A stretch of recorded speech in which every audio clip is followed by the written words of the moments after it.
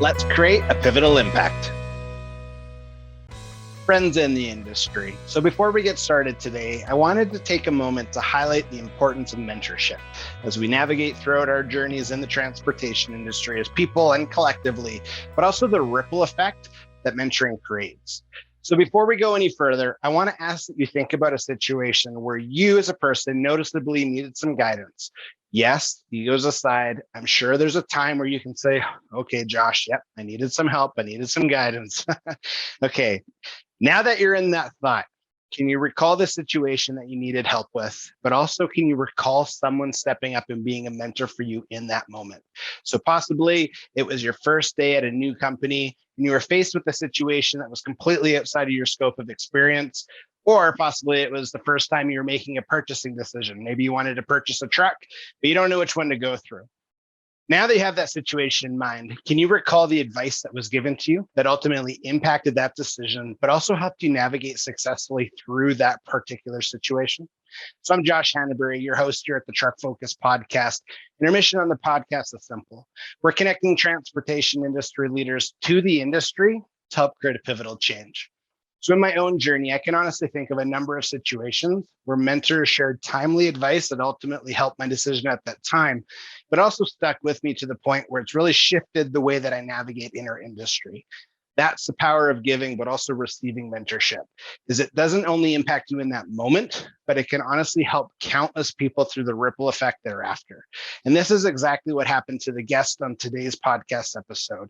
Because of some two fine gentlemen that created a mentorship in his journey at a really pivotal time, it's impacted how he's been able to navigate ever since. So I'm super excited to have my friend and mentor on, Andrew Stacey, CDS. He's a national commercial fleet safety loss control specialist with Aviva Canada.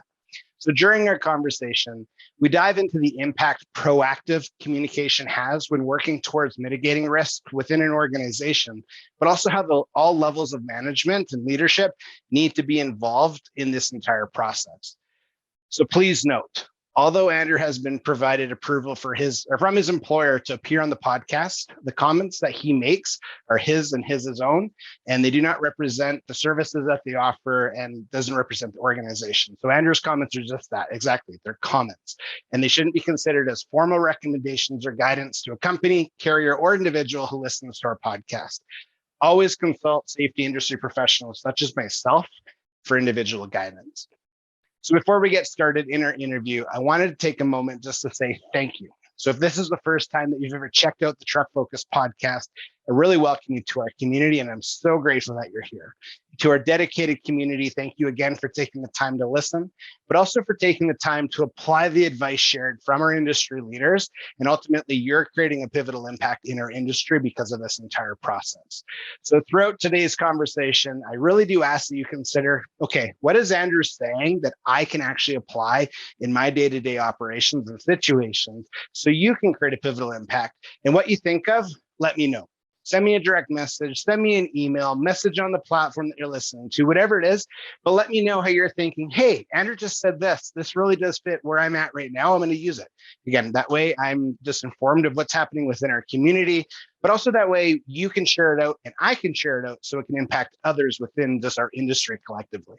So I look forward to the impact this conversation is going to have. Let's get to it. All right, Andrew, welcome to the Truck Focus podcast. Really excited for our conversation today as we really get to navigate, obviously, who you are as an industry leader. But we're going to talk about something that I think is often maybe the topic itself is put into a box with a bunch of other things, and it can be missed. And I remember after our first conversation, you really educated me on this component, which is risk and risk management, how to look at risk a little differently than I think I have basically throughout my career. And I really value that. So I'm excited to dive in that today and using obviously your journey, but also your perspectives on how we can really navigate this topic. So welcome, my friend. This is exciting. Oh, thank you very much. It's a pleasure to be here. I'm looking forward to it. Awesome. Good. So to start us off, why don't you kind of give us the rundown of your backstory and what you're up to in the world of transportation? Well, I'll try to shorten it up for you, because it started a long time ago, unfortunately. Back in the very late 80s. But I come with a little bit over 30 years. We'll leave that at the 30-year mark because that sounds that, we don't have to go any higher, right? But 30 years of transportation, started off as a driver. I'm a second generation. My dad was a driver. He used to pull triples for the Hudson Bay when they first came out in Canadian freightways. They used to compete with one another back in the day. But I started off as a driver. Basically, I focused most of my career in the mountains, some ice road driving, and up into the mines and stuff like that. I had to give that a good go and try that. Some logging, but most of it is just into the mountains. At the very end, before I became an instructor here in Alberta, I decided to give the United States a go. So I've been through every state more than once, and that includes going into New York City several times. The funny thing is I started off I moved away from driving, became an instructor, and then I became a safety person, safety manager, director, whichever way you want to call it. But I found that I did more driving as a safety person than I did as a driver. And that's where you started to do the things that you hated the most, like going into New York City or, into Connecticut and New Jersey and all those kinds of places, because that's where the drivers wouldn't go. So you had to do it yourself, right? So, but then that, over those years of working in safety, looking after international trucking companies, I worked my way up to a GM terminal manager. And then it brought me out here to one of my biggest things that I've always wanted to do is seriously work inside an insurance company. I wanted to work in insurance only so that I could go and deliver, messages and try to help companies out. And so, here I sit with Aviva Insurance now, and that's exactly what I do. I get to go out and speak with clients, give them positive feedback, try to help them out. And, really for me, it's trying to give back what I got over those 30 years. There were two guys, the very first night I ever did my very first trip. And that first trip happened on my 18th birthday that afternoon. I took a set of doubles to Kelowna. And it was snowing because my birthday happens to be in October. And of course, that snows here in Alberta and BC. But I was scared. They could see I was scared. I wouldn't admit to it to anybody, but they could see. Two guys guided me over the mountains that night. And that is what I want to give back. Those two guys gave me so much information and experience within that short time that I was with them that to this day, when I'm out there, I still use some of the mantra that they gave me that night. So. Powerful, man. Yeah, I call that a pivotal impact, where the guidance, they can see obviously your strengths. They can see you're trying to be confident through the, oh my God, what am I doing moments? But yet you still hold on to that to this day, where I think that's really powerful. And again, for those two gentlemen that really were willing to invest into you, I think that's really powerful as well, because in our industry, that happens a lot, but we're not talking about it enough, where it's just like, maybe you're putting on chains for the first time, and it's just understanding the little tricks. Someone's got to show you those little tricks, because you're not learning that in quote unquote training school. So it's but it's nice that you see that, but also it's in your blood. And when we first met, obviously for coffee, learning a little bit about your dad, which I think is super powerful, understanding basically the mindset, his work ethic, those things get ingrained in you and obviously become your own man and stuff. But it's really nice to see the progression. And then there's certain things that happen that you can really hold on to. So I appreciate that. I did try. I said in the first year that I'm only going to do trucking for a year. And I can remember standing at a fuel pump, putting fuel in, and my partner looked over at me because he was following behind. We were doing some chasing, and he goes, "Yeah, you're pumping what's in your veins into that tank. You're not coming out of this." And to this day, I'm still not out. But you know what? It's a fantastic industry. I wish it had a better view. I wish people looked at it, on the outside better than just big ugly trucks doing big ugly things. But it's fed me. It's fed my family. It's been a good journey. Yeah. So I wouldn't take it back. It's given me a lot. Good. Yeah, I agree. I'm a huge advocate for that component of industry too, is what it can provide. And I think, again, just more conversations need to happen, and more people need, from society's perspective, from a a thank you standpoint, what a professional driver goes through for a product to get to the shelf, I think is really important to highlight. But just all of the effort that goes into safety, that goes into compliance, that goes into culture, things that I think a lot of times society is just like, oh, it's a missile driving down the highway. It's like, no, like, yeah, there's bad apples that I would be fine if they decided to retire out of industry, but collectively, there's a lot of really good people. And you're right, there's opportunity, which you've hit huge, but there's also opportunity to feed your family, to provide a really good life. And yeah, I'm super grateful for industry for those things too. Well, and a lot of times what the public gets to see is the negative side, right? The media will post, 55 trucks are placed out of service today because of this blitz, but they don't understand what the real size of the blitz is. They just focus on the negatives, and but they didn't see how many positives went through there as well. And going into the conversation of risk management, it's a lot like that. Like when you're looking at risk management, over and above what the safety of the company does, you're trying to put in, you got to look for what is good. And because there's going to be risk that's good. If you don't take risk, you can't get any further than where you're at, right? So some risk is good, but you've got to understand that risk, but you also got to understand the negatives, right? And once you understand both sides and you try to derive where the company is going, what the overall outlook of it is the company looking to maybe purchase another company? Are they looking to grow by, putting additional vehicles on? Are they looking for an owner operator group? Those kinds of things. It can be positive and it can be negative, but you have to understand both in order to understand and manage the risk that you're going to be facing. Right. Yeah, that's right. So before we dive into risk management, when you transition from a trainer into safety, but yet you're doing all of the more sensitive, stressful, oh my goodness, why am I doing this loads? Did you see a shift in your behavior where you're like, okay, I understand the law is written this way for this purpose, so I can't do that anymore? Or were you always pretty conscious of just what you're actually allowed to do when you're behind the wheel?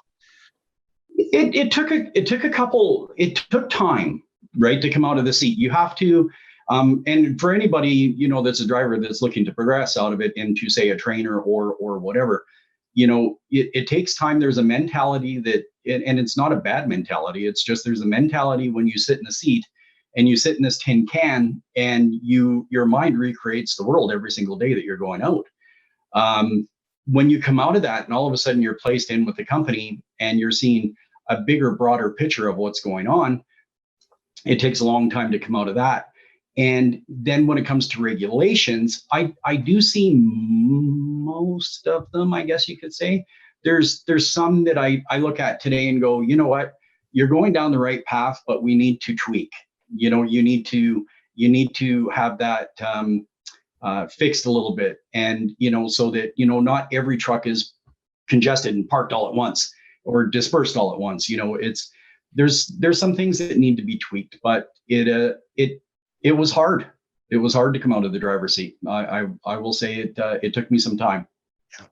Yeah, I agree. You have in ways of similar journey that I'm on when I look at my progression, and what really attracted me to health and safety, transportation safety, was the people side and helping people thrive within the boundaries that are laid out within, if it's policy, regulation, company culture, whatever it is, but really empower people. And I think that's one of the greatest skill sets that safety professionals can do, is understand the different side of the coin that most people want nothing to do with. And I'm sure insurance is really similar, where there's lots of things where like, yeah, I'm sure that exists. Don't talk to me about it. But you can help people thrive with that. And I think that's a really cool skill set to learn. But I could see the opposite too, where it's just like I still hold my class 1, but I don't think I could drive again, because a lot of what I know, to me, I'm like, I wouldn't do what I used to do. Like, I understand the damage that weight can do to an axle or to the road, but yet I used to not pay attention to that component. I'd say, sure, you keep talking, I'm just going to go satisfy a customer. So it's, but yeah, that's an interesting perspective. Yeah, I started back in the late 80s, and that was right at the end of what you would maybe call the outlaw trucking era, where truckers were doing everything that they possibly could to get from side to side. That was an eye-opener, because we used to do that. We used to do everything possible, not drug related, I never got that far where, we did know some, and it was prevalent back in that time. My drug happened to be, coffee, and, thank you to the Colombian bean, because it kept me going for years. But we never did things legally, obviously, right? I mean, that was the game back then. As a safety person, we started to use ELDs. And I was watching the drivers with these ELDs, and I watched their stress level come down. I watched how many miles they were getting. And I'm thinking, you guys are doing the same thing I was doing, but I was stressed right out with trying to figure out 2 books and trying to figure out how to get past the scale, or I'm dead dog tired and I still got to get home, and you got to be a father and a husband and all that. And it's really hard to do, but these guys were doing it legally. And I'm going, wow, why did I do that to myself all those years? Right. So it would be hard to go back. There's no doubt about it. I had a crash course in trucking, but there's been a massive change since I've started. Right. So, there's been points where, my wife said it to me, just a couple of years ago, where I was stuck in the old school mentality a little bit and not really feeling the message that I was trying to give to clients. And, she just basically looked at me and said, hun, you can get on the bus or you can sit in the bus stop, but regardless, the bus is going to leave and it's going to keep going forward.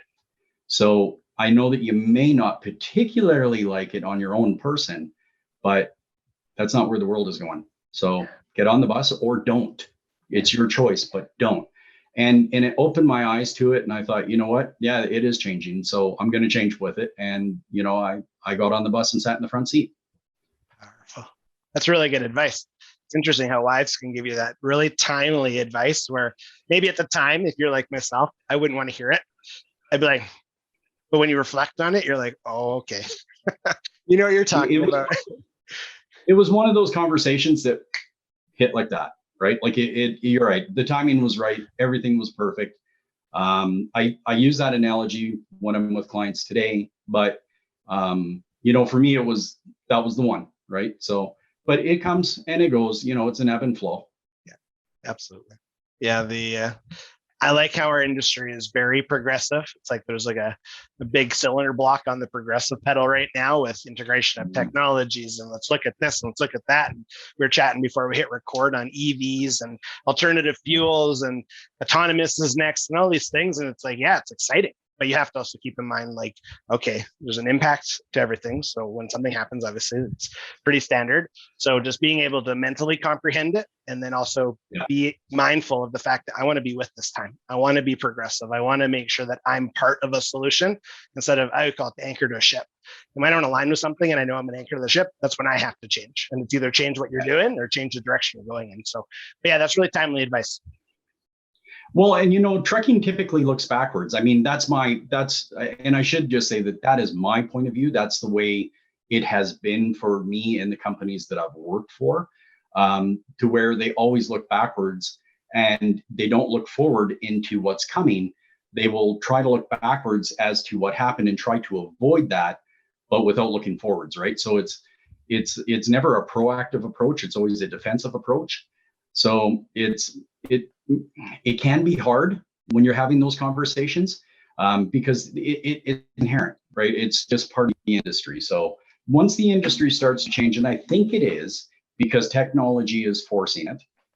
You're right, with EV vehicles, with ELDs, with all the new sensors and everything that are coming into trucks. I mean, I don't even know that I would want to drive a truck today that's built today in comparison to what I had my last truck, right? Because again, the old boy would come out in me and I'd want my big 18 speed sitting there, right? So it would be hard. Agreed. Yeah, the sensors that can tell when you're scratching your butt or you picked your ear or you're doing all these things. It's like, whoa. So yeah, there's value there though. I think that's the biggest takeaway. So, but when we're looking at, absolutely, right? So I think that's a good segue, because when you mentioned looking back to be proactive, is that how we can look at risk management, or how can you define risk management? Let's start there. What, from like a 5,000 foot view, how would you define risk management? And then we'll get there. Well, when there is value in looking backwards, right? You're looking back at your your loss runs. You're looking back at what collisions you've had or what you've had for problems at that point of view. But what you want to do with the risk management side of it is also try to get that proactive approach to it as well. And that's where, this comes from the top. This comes from senior leadership, ownership, and it works its way down. And when you have that kind of involvement and you're looking at what the company is doing as a whole and understanding a very holistic view that, the HR team also affects the safety team, who also affects the dispatching team, who also affects the drivers and the mechanics and everybody that works inside doing payroll. There's a connection to it all. And when you're looking forward, that's the time where you sit down and you have your conversations. You maybe have a driver's meeting, but you can use a questionnaire and you give it out to the drivers and you just ask them, what are the hazards you're seeing? What do you see as those hazards? And you can take these hazards and you can grade them, this is a major hazard, this is a moderate hazard, this is, it's not a big deal. And you can pick, say, your top 3 or 5 and start working with those and see what you're going to do. What kind of controls can you put in place that will also help the company get to its destination, whether that be that they want to grow, maybe they just want to be better on time. By doing this, maybe you're going to affect your overall turnover rate, right, with the drivers. It creates a better culture because you are looking forward. It's a different culture, it is, but once you get looking forward and you get looking behind you, you can sit in today's path and try to figure out, where you're going to go. There's no right or wrong to it. And every company is going to be different. Every leader is going to be different. Every set of managers are going to be different. So you could have 2 companies that do the exact same thing, and your proactive approach could be very different from each company. Yeah, I like the domino effect because they all do impact each other. And having an open forum from leadership to boots on the ground to say, what are you seeing? What are you identifying as a hazard? What's going to hurt you? What's going to cause an accident? What's creating an environment where someone else, maybe it's a customer coming to a property, they get hurt, and then actually talking about that, navigating through that. I like that approach for sure. Yeah. Well, and just as an example, I mean, you look at a dispatcher, and I mean, this goes from me working with dispatchers for so many years. Dispatchers are always left out of everything. They're all, for a driver, it's the God effect because you're like, oh, there's dispatch, right? We don't want to get touched by the safety people because that means we're going to be in trouble. Well, you don't want that kind of approach. You want to have, so that the driver can feel comfortable talking to anybody and everybody, but the other people can feel comfortable about it as well. But, dispatchers, they never get trained.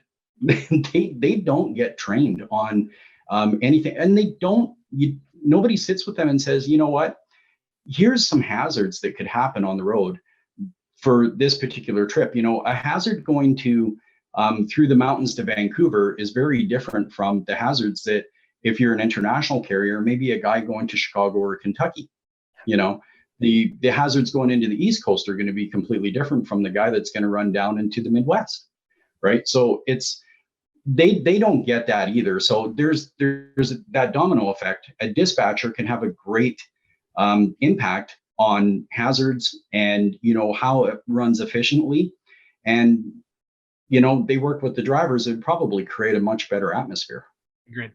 Yeah, I call that leading with empathy, where you're actually hearing and understanding what's happening and leaning on each other's strengths. So it's an instant hierarchy. I think, do you call it the God effect? Is that what you? Oh, when that's the way I felt when I was a driver. When I was dealing with dispatch and stuff like that, it was, you always had that pit in your gut when you had to call in at 9 o'clock in the morning because you just, if they're in a bad mood, that means your day's bad. Yes. Yeah. And I think if we can shift that, but I think a big part to shift the dispatcher's mindset is who's communicating to the dispatcher as well. So that way, you're right, they're aware. Because if there's no training, if it's, well, you understand how to get stuff from point A to point B, you could plan this stuff. It's like, that's not training. Like you got to be really good at problem solving, dealing with people, dealing with high stress situations. And my time as a dispatcher, I had basically three bosses is how I would describe it. So I had the professional driver themselves telling me what they're up against. I try and put myself in their shoes. Then I had a sales guy literally yelling at me that their customer's product's not there yet. Then you have your boss saying, why is the sales guy yelling at you? Why isn't stuff? So it was really like, okay, how do we work together in these environments? And you just, going back to retention, you would have a higher retention rate. You'd have less probably, if you want to call them the smaller incidents that are still big happening because people aren't so stressed. Oh, I got to get this done. Oh crap, I sprained my ankle. It's like, okay, well, you can mitigate a lot of that. So anyway, I won't go on these tangents, but I like your perspective for sure. Well, you know what? I mean, you're talking hazard and risk right there, right? I mean, if the driver is late, so what's the contingency plan for that? I mean, there's always going to be that possibility. You could have a breakdown, you could have a flat tire, you could have, a road closure. I mean, we're dealing with catastrophic events throughout the country all the time, right? Take BC with the road closures, and all of a sudden that changes the plantation of the way everything starts to move. You could have a wildfire, a mudslide, something of that nature. It's all there, but it's all a shock when it comes to the people that are on the road. They're shocked by it, and then there's no contingency plan on how to get around it. So then it comes up with plan number A, and that's the person that's sitting in the seat that just has the best idea at the time, right? And I'm not saying that doesn't happen still, and that's not needed, because it is, especially when there is shocking events that happen in the middle of the night. Things are going to have to go on the fly.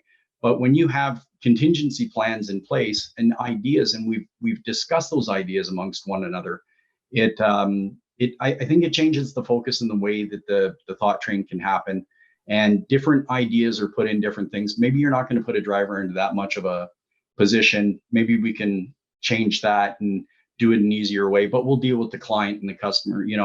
There's a lot of things that can happen with risk management that makes better sense than just not understanding a proactive approach. That's right.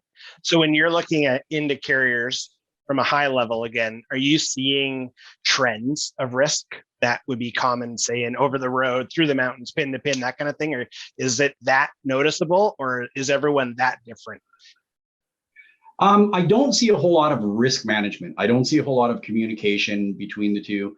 I do see a lot of, ownerships that will, or, senior management that has the expectation that they hired this person in this place, so they should make it work. And, so it's a little siloed, right? Which is still the old mentality, or I don't know that I want to call it an old school mentality, but it is how hazards are usually, seen and found. I mean, you work in that's why you have a safety person, to make things safe. That's why you've got a dispatcher to move the product. The driver is there to just drive, right? And, they're all connected, but they silo them, and then they just go after one after the other, and there's not a lot of communication. And that's always been my experience as a driver, as a safety person, and so forth. But what I do see is a lot of the companies that are either hyper focused on, like regulation. They could be super focused on that, thinking that they're having a great time. Or I find a lot of safety people that are great, well educated with occupational health and safety, not so much on fleet side, right? And so when you go in and you start talking about a fleet, that's where you get the, I'll just ask the basic question: how are you with national safety code? It's a famous one, and you'll get back, not so good, right? And it's like, but you're fabulous with all the other regulations that come through with it, and you understand. But the good thing is at that point they understand hazards, they understand how to group things, they understand how to to do that. So now all you got to do is try to bring in the transportation side, right? Still not easy, but the conversation's a little bit better because there's that understanding moving forward.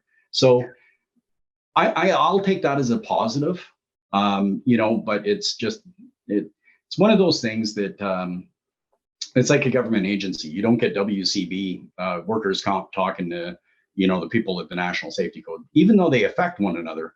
They don't discuss it. Well, it's kind of the same in the trucking, right? Yeah. It's nice though that you come at their strengths though, instead of coming at it with your strengths. Because I think when you're in a role where you have influence, often I see someone comes into the conversation, this is what I'm really good at. Why aren't you? Instead of, okay, tell me where you're at. And then you can approach the conversation that way to build basically the relationship where it's like, okay, now we have some dialogue here. Now I can actually see what's happening. I think that's a smart approach. It's also really good leadership because then that individual, and I can speak on different people that have groomed me this way just through a meeting. And I'm like, I like how you did that. Thank you. Because then I can work with people's strengths instead of making it about myself. So I like that. Oh, I definitely leave the ego at the door. And you know what? I think after you've seen a couple hundred clients, you learn that in a hurry. And it teaches you as you go along. But I mean, that's another thing too, is we can take from our experience of seeing a couple hundred clients and knowing that, you know, hey, out of that, you see 10 clients that this works really well. You can deliver that message. Doesn't mean that that message is going to work exactly the same for that company, but the ideology might just be, you know, implanted in their mind to help them along. But it's got to be from their company's perspective. It's got to work within their culture. It's got to work within what they do. And you have to respect that as you're going through this, because that's the only way you're going to make change. If I walk in and say, you know, pounding my fist going, you know, I've done this for 20 years. This is the way it's got to be. Well, that's not going to help them out. Yeah, agreed. So when you're working just with industry as a whole, how would you determine if someone gets it? They're hearing what you're saying and you feel like, okay, yeah, they can make some changes or they're doing the right thing. Is it a light bulb that clicks that you just happen to see, or is it just how they portray themselves? Or how would you identify a carrier that's like, yeah, you understand what's going on. This is good. A lot of times it's when I see the leaders, you know, the leaders when they come down, and when the leaders sit down and all of a sudden they start asking questions. Questions are a really good thing. You know, I'm not a know-it-all. I don't have every answer, but when I don't have it, I'll go find it for you. But ask the question. So when when you're sitting there and you all of a sudden start seeing the questions coming at you, and, you know, it fits the realm, but you can see by the way that they're asking the questions that it's not just, you know, your typical cut and dry. You know, they're looking forward. They're looking, you've sparked their interest. You get something. And that is one thing that I try my very best to do, no matter who it is or what it is.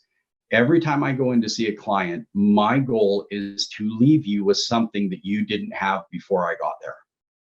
I don't know what that's going to be until I'm there, but I'm going to do my best to leave you with something that was never there before. And that can happen within those conversations. You know, it can happen even down the road, because you do leave your card with them. You do leave an open door that you can come back and talk to me anytime you want, because I'm here to help. I'm on your side. And that's the biggest thing. They may not see that we're on our side in our industry and what we do, but we certainly are. I've met so many of the professionals that do what I do. We're definitely on the side with the clients, and we're trying to promote, to push them into the right direction. So it's not trying to be malicious in any way, but when they get it, it's just within the conversation. You can see it. You can see it in their eyes. You can see it but it usually has a pretty good culture to start with in the first place. Yeah. Yeah, that's huge. And I love the intentionality, because I talk about leadership. That's actually what I call a staple question that I was going to get to later, but I'm going to go there right now because you hit it so well. Is what in your mind then allowed you to lead with intentionality? And when you said, I'm going to go into this meeting and I don't quite know yet what it is, but I'm going to leave them with something, and then I'm going to give them the card, and it's an open door. And I think that goes back to your experience when you're 18 as well with those two professional drivers. But how did you, I guess, come about your way when you're creating that intentional legacy where you had a good meeting? Maybe it wasn't a quote unquote good as in the best attitude type meeting, but you had a good meeting. You left. How did you come with that, or how did you build that type of framework to create that impact? Well, one, it was actually through a speaker that I was listening to at once. And I'm not one to really sit and do that. But somebody said, no matter what you do, when you have this kind of influence, or you're supposed to have this kind of influence, you know, always walk in with the intention that you're going to leave them with something positive. And within my company, we have such a strong culture and a strong leadership and this comes right from the very top down. Make the clients visit with you or make their experience the best you possibly can, right? So, it's driven. It is driven down for us to do that. And I love it. But when you get to a client, and I've had them where they, one comes to mind for sure, they cross their arms and they sit back and they look at me and they go, yeah, what's this all about? That's where I got to turn around and go, you know what? I need to make you my friend. I'm not gonna, just stop this and end this and move forward or anything. No, I'm gonna make you my friend. That's it. We're in this together. And I've done that several times and it works. But as long as you're leaving them with something, right? You always leave them with a positive. There's always going to be a negative somewhere down the line because it's risk. And that's just inherently the way it is. But if you go in with a positive and you search for the positive, the negative will show, then you can work with it, right? You can gel with it and you can work with it. And then you leave with a positive, right? And that's the way I want to be treated. And so that's the way I treat every company that I go into. Nice. I like that. I really admire that. I think that's a really good leadership skill set that our industry can continue to adapt, continue to just own as their own space and how they lead. So I appreciate that for sure. And like I said, with Aviva, it's like, it's driven right from the top that we, it's you treat the client like, like they're gold. I mean, you treat them like you want to be treated, right? And sometimes it's hard business conversations, but you still want to treat with respect. So it's an absolute. Even the worst companies out there, they're still trying. I haven't met anybody that's completely malicious, right? Like it's not happened. And when they're really trying and they're having some issues or anything else like that, just absolutely treat them with respect. And you know what? You'll get more out of the deal too. Yeah, agreed. So with that effort or with that perspective of trying, what advice, and again, I know this is a big question because there's so many different scenarios, but do you have common advice for those that you see are trying? Maybe they're not where they need to be, but just some form of encouragement, just something for our listeners that they can also take away. Is there anything that comes to mind? Well, you're right. It is a big question because it's going to be dynamic to the place that I'm visiting or the people that I'm visiting, or if you're doing, per se a conversation or you're doing a speech or something of that nature. It really depends on that one particular situation, right? So like I said, I never know until I'm there. But I always try to make that, like, any advice is specific to who you are, right? I could talk to the same people every single day about training. What kind of training are you going to need? We can discuss the training in the form of regulation. We could discuss it in the way of, due diligence, and to make yourself even a little bit more defendable should something happen. It depends on the conversation, but it's like I said, I really focus on the individuality of it. And, I'm preparing for one right now and it's big, but it's the same thing. I'm going to try to focus on the individuality of, where they are, where they go, why they're doing that. And the more I understand their backstory, the more I can help them along with the, moving forward.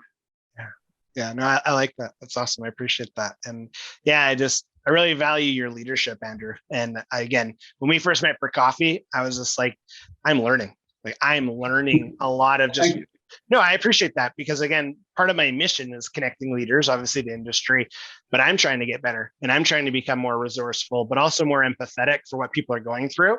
And hearing you've been in the game for a while and you've held obviously leadership roles and you're in a really awesome role right now where I'm like, no, we're learning right now. We're learning how to value people and you don't have to go in with, it's like a hard nose saying it's me. I have 20 years, like you said. I really value that. So I appreciate that. Yeah. You know what? Some of these conversations can be hard, right? I mean, especially if a client is, I had a consulting company before I got into this. And I think that's where I had the real hard conversations with a lot of places. And even speaking about, like what we've been speaking about, it really comes from the client or from my time that I owned Million Mile Safety, more so than now. because you were able to really dig in and blend with the companies as a consultant. And and this isn't putting down consultants, because they're needed. I was one, so I do have empathy to them. But they're always focused on compliance. We'll get you through the audit, right? And everything else like that, where I tried to focus on the company to try to get the company to a better end result and make them understand that, safety is there. We all get safety, right? Don't step out in front of a bus, you're going to get hit, right? But safety is also commonsensical, right? But common sense is not there until it is taught. And a lot of people will look, and you can see this when you go to places, they'll be like, wow, that was like, use your common sense, buddy, right?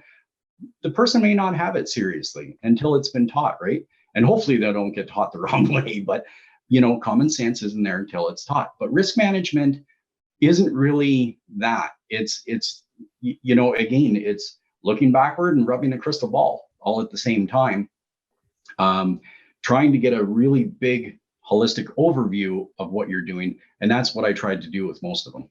Nice. Yeah, I appreciate that. And yeah, I like that. I love that word, common sense, where you're right, though. If they don't know, they don't know. And just because you have the experience, or you've been in those situations before where you almost lose a finger when you're trying to do this, it's like, okay, well, for you now, yes, but you got to train that. You're right. So I think culture comes into play for sure.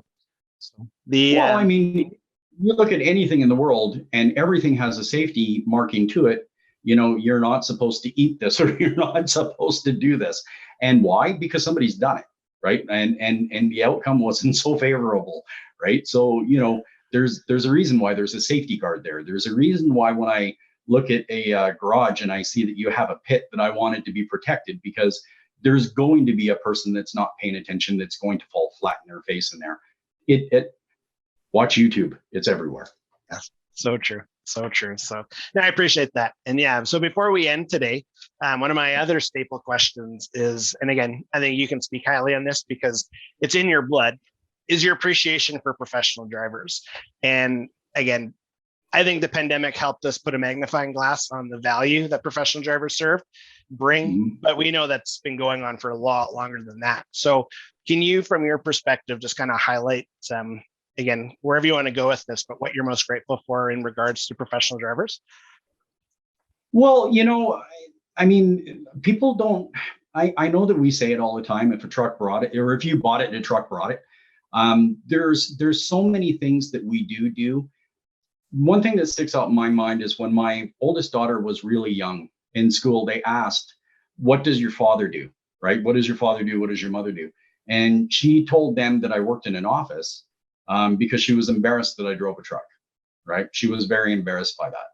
And when I asked her as she got older, where did you get that embarrassment from? And she said, well, it was because the kids and their parents would say, that's bad. It came with a bad reputation. It was, you were the lowest on the totem pole, right? And I'll admit that hurt, right? You're busting your butt to do these things, and it hurt. But we're in a position now where we're going to need drivers. How do we get those drivers? How do we train those drivers and everything? And I really hope that the industry focuses on becoming, social media is out there. People are posting everything about them that they do that's wrong, and mistakes are going to be made, right? You're human. Mistakes are going to be made. Autonomous mistakes are going to be made, right? So it doesn't matter. It's just there. You cannot get rid of every risk. Sometimes you're going to be in a job that is inherently risky, right? But I just hope that the industry keeps looking forward and keeps going forward, because we need to attract some really good people. And we've got to make this so that when new people step into it, it's not such a shock to their system, and that they're told right from the beginning, this is what's going to be required of you. This is the time that's going to be required of you. And this is, how it works and again, in an overall sense, so that somebody doesn't feel so completely jaded the minute that they step out of a driving school. Yeah. Key. That's really key. And I think, just the awareness up front, instead of, this isn't what I signed up for, I'm out of here. So Yeah, I appreciate that. Yeah, that is bad. And that happens a lot where people won't tell somebody exactly what they're getting into or something. And you know what? You can look at it and go, well, I've got to give so much time for this. I've got to do this, but you can still create that as in a positive, right? What you give, you get eventually down the line, and what you're going to give over here, you're going to get. But again, social media plays a big part in that. It's not always so positive. Some of the drivers' messages that I see on social media are not positive. They get very negative towards, customers, dispatchers, clients, and stuff like that. And that there is not going to be helpful. But, for what I can do, whenever I meet a new driver, I will give them that they've got all day for me. Like, I'll give them what they need to make sure that they go home at night. Yeah, I value that. And I really value our conversation today. And again, as I continue to say, I'm just super grateful for the fact that you're willing to lead, you're vocal, you're present, and yeah, you're just a great person, Andrew. I'm really grateful. So I appreciate you hopping on. Thank you so much. It was great. Thank you. Thank you again. So, no, I do appreciate it. If someone does have a question, or if they wanted to get in contact with you, are you comfortable with that? If they have a question about risk or how to, is that appropriate? They can. In my current role, I really, just because of liability, obviously, right? I try to just govern myself towards where our clients are and that kind of stuff. But if somebody had like a regulation question or anything in general, just to do with drivers, I would hate to say no, and I'm not going to give you anything and stuff like that. But they can reach out to me. Even if I'm the funnel of that, they can reach out to myself, and then if it's appropriate, I can ask you. That's okay. Yeah. You shoot me an email or something like that. And I mean, I love to help everybody. It's not trucking isn't just for what we do with our clients and stuff. And you know what, you could be our client next week. We don't know, right? So I'm not afraid to give advice. I just won't necessarily do the job for the person type thing or something like that. But I've got a lot of honesty, but in that honesty comes a lot of gratitude for what they do. Absolutely. Okay, awesome. No, I appreciate that. And yeah, again, I just really appreciate you hopping on, and yeah, I'm excited to see where everything goes for your journey. And yeah, just thank you again. I appreciate it. Thank you very much. Absolutely. Okay, bye. Enjoy the rest of your day. Thanks again. You too. Take care. Be safe. Andrew, honestly, thank you so much for taking the time, joining me on the Truck Focus podcast, but also for the impact that you've been having in our industry. I'm just super grateful. I really appreciate the guidance that you shared during our conversation today. It was super powerful when you spoke with the backstory of the mentorship scenario, but also how that's really shifted your mind within our industry, as you've just been a leader for quite some time and a mentor to so many people. It's so super phenomenal. And I appreciate the fact that, yeah, you're really vulnerable in that situation to share. It does mean a lot. Also, as I reflect on our conversation today, I really believe that when you were talking about being proactive in our communication, but also that it takes all levels of leadership to mitigate risk, to be involved, it's so true. And I think our industry leaders that are listening today, as well as our community and everyone involved, we could really accept that and own that advice. So again, thank you so much. I really do appreciate it. And again, I want to continue to say thank you. So again, if this was the first time that you've ever joined the Truck Focus podcast, I really welcome you to our community, but also to our dedicated community. Thank you so much again for taking the time to listen. And I just really appreciate the fact that you continue to show up, continue to create pivotal impacts in your environment because of the advice leaders like Andrew share. It's just super crucial. Earlier in the interview today, I did give you a challenge. I said, okay, if key advice, key knowledge was shared that's impacting your journey or could impact your journey, to let me know.